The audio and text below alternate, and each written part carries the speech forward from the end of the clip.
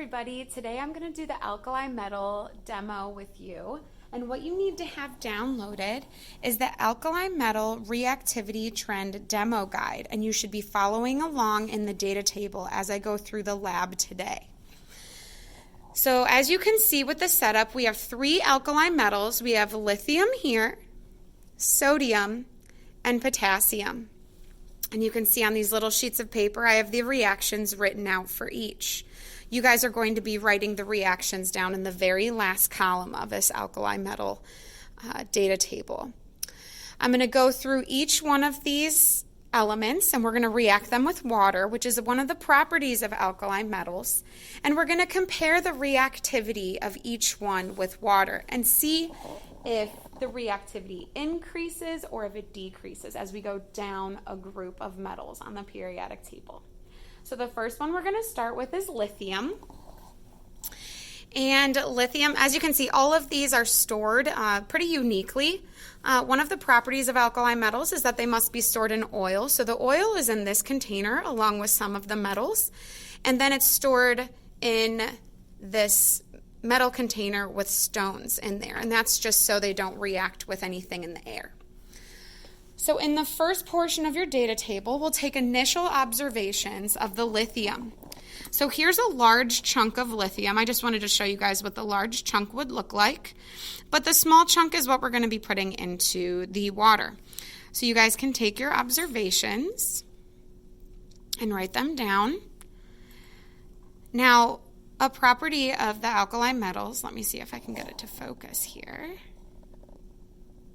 A property of the alkali metals is that they are easy, they're very soft metals, and they're very easy to cut. So even though that bigger chunk looks dark, the smaller chunk is actually pretty silvery and shiny.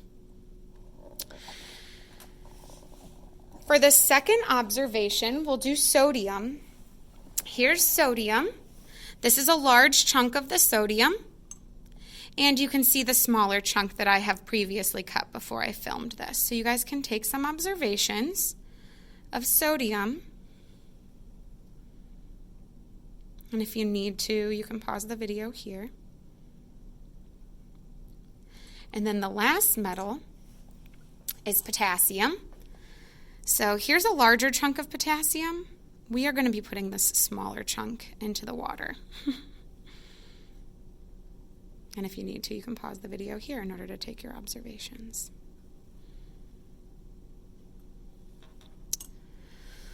Alrighty, so for lithium now, we're going to actually do this reaction.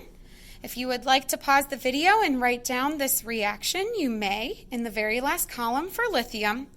But we are going to be mixing solid lithium, that's what that little S is for, with some water, and you can see that little L next to the water, that represents liquid, and that's already in here. For lithium hydroxide, that's going to be one of our substances that form, and same with H2 gas. Now there is some involvement of energy here, so you will take your observations. Before I start, I almost forgot. I do have something called phenolphthalein.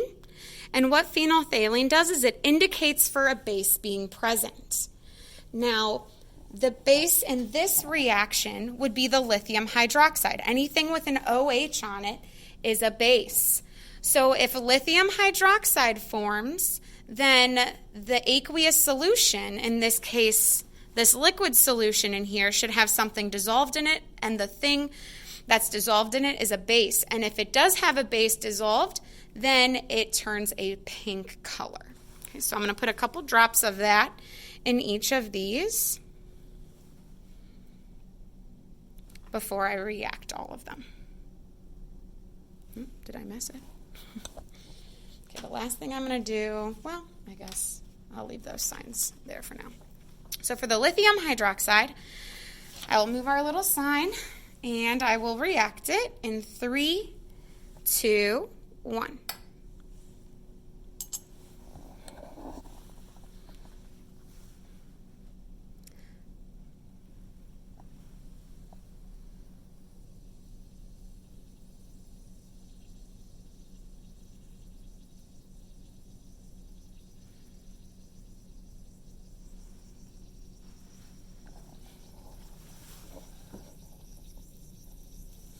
So you can see it's fizzing.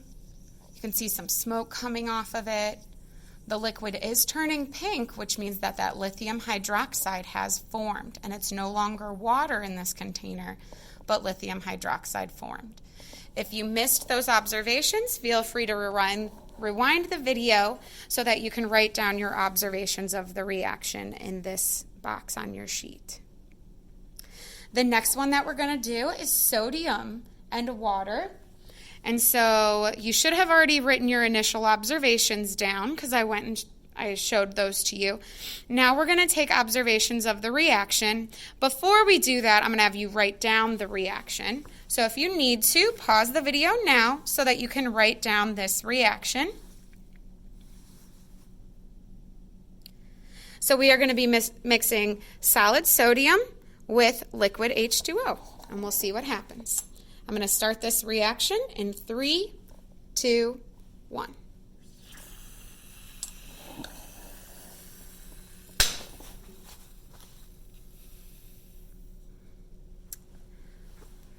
Write down your observations for that reaction.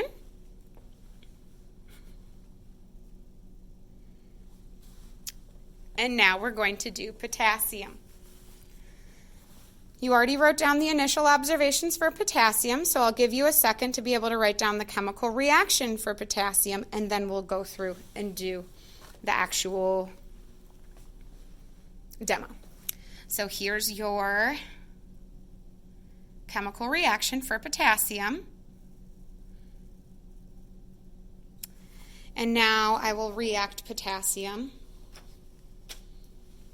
with these papers. I will react the chunk of potassium in 3, 2, 1.